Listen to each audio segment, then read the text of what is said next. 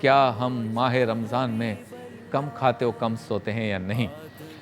ایک معاملہ تو یہ ہے کہ کھانے کی کوئی ایسی ممانعت نہیں ہے کہ جس کو ہم کہیں کہ بندہ دین سے دور ہو جائے گا یا خدا نہ خواستہ اس نے حرام کام کر لیا، زیادہ کھا لیا تو نہ زیادہ سونے سے متعلق یہ ہم کہہ سکتے ہیں۔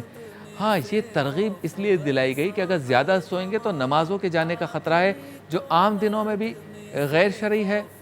اور رمضان میں تو اور زیادہ۔ پھر اگر آپ نے روزہ رکھ لیا اور پھر آپ کہیں کہ میں نے روزہ تو رکھا ہے، نماز نہیں پڑھوں گا، سوتے سوتے روزہ گزار دوں گا،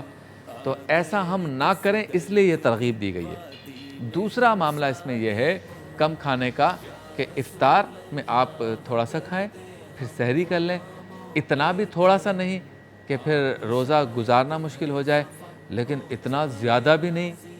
کہ 3 ٹائم پہلے کھاتے تھے اب 2 ٹائم میں اتنا کھا لیتے ہیں کہ جیسے 6 ٹائم کا برابر۔ اب ایک صاحب سے میں نے پوچھا، تو مزاح کی بات ہے، میں نے پوچھا کہ ویسے آپ کیا کھاتے ہیں، آپ کے کھانے کا شبہ؟ بس صبح ناشتے میں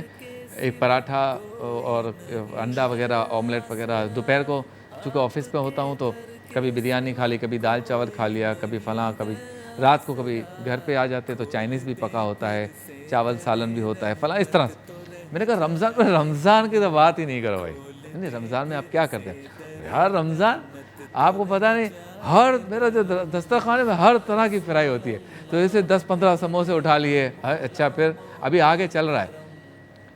چکن کے پیس اٹھا لیے،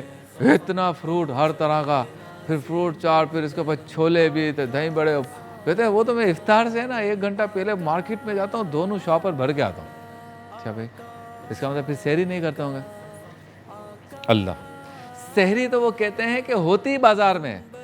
اب جیسے کراچی ہے تو وہ کہتا ہے میں حسین آباد جاتا ہوں، ادھر ہم پہلے حلیم و تافتان کھاتے ہیں، پھر میں بمبے بازار آتا ہوں، وہاں کلیجی کھاتے ہیں، اور اس کے بعد بنس روڈ آ جاتا ہوں، پھر ادھر۔ ارے بھائی، مطلب آپ نے یہ تو 2 ٹائم کا برابر بائی 6 ٹائم تو نہیں، مجھے تو لگتا ہے پورے سال کا کھانا آپ نے حساب کتاب پورا بنا لیا ہے۔